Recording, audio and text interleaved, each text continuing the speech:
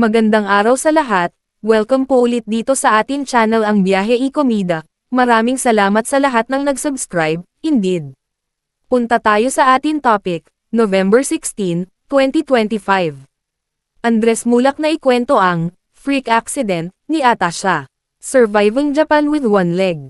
So far so good, sabi ni Atasha sa kanyang IG post. Nagkaroon ng freak accident si Atasha Mulak pero itinuloy pa rin niya ang biyahe sa Japan, kahit may foot cast ang kanyang kanang paa. Surviving Japan with one leg. So far so good, ang caption ni Atasha sa larawang ibinahagi nito sa Instagram tungkol sa kanyang foot injury. Ang twin brother ni Atasha na si Andres ang nagsalita tungkol sa freak accident na nangyari kay Atasha nang makausap siya ng entertainment press sa media launch ng Bagets, the musical, ang stage adaptation ng 1984 film na Bagets na pagbibidahan niya at itatanghal sa Newport Performing Arts Theater ng Resorts World Manila simula sa January 23, 2026. Freak accident, ang sabi ni Andres tungkol sa naranasan ng kanyang kakambal. Nakita ko yung photo niya. O yung injury ba? Yes. She broke her foot kasi at home, ganun. Accident lang, but freak accident. Actually, right before we left for Japan. So, talagang nag-worry kami na, paano siya, like, how is she gonna go around in Japan? Pero, we were able to find a way naman. We bought an electric wheelchair. At saya nga, yes, ako nagpo-push. Tapos, yung wheelchair niya nga, may electric yan, motorized. So, kaya niyang, i-control. Kaya yan.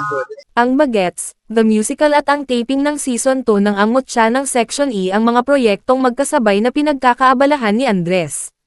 Pero nakahanap siya ng solusyon para hindi magkaroon ng problema sa kanyang schedule. In terms of time management, you have to find the windows in your days to put in the extra effort to learn other things. Halimbawa, kahapon galing ako sa shooting tapos wala akong time masyado to rehearse with everyone kasi nasa Japan din ako.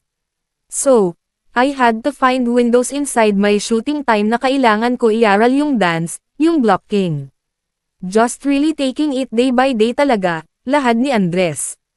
Hindi naman niya itinanggi ang nararamdamang pressure dahil sa karakter ni Audie na bibigyang buhay niya sa Bagets, the musical. Una itong ginampanan sa pelikula ng kanyang ama na si Aga Mulak. Para sa akin, definitely there is pressure to live up and to produce the best performance I can, like what the original Bagets did in 1984. But above all, I see it more as an honor talaga to get the chance to play Audie, because when I was a boy, watching Bagets for the first time with my dad, with my family, never namin na-imagine na magiging Audie din ako. Parang it's a full circle moment for me and it's really an honor. I am really just as proud to get the chance to say that I am playing my father's role in the past. If I may add, when we watched the movie recently again, parang we realized that the original film in 1984 is almost like a musical. Because throughout the film, there's a lot of dialogue, but throughout the film, it's mainly music talaga that is being played and if you see the sequences, parang it's blocked like a musical, but a film. Kaya ang galing talaga na we get to do this live on stage and it's also a musical. E-click ang mga link sa description box.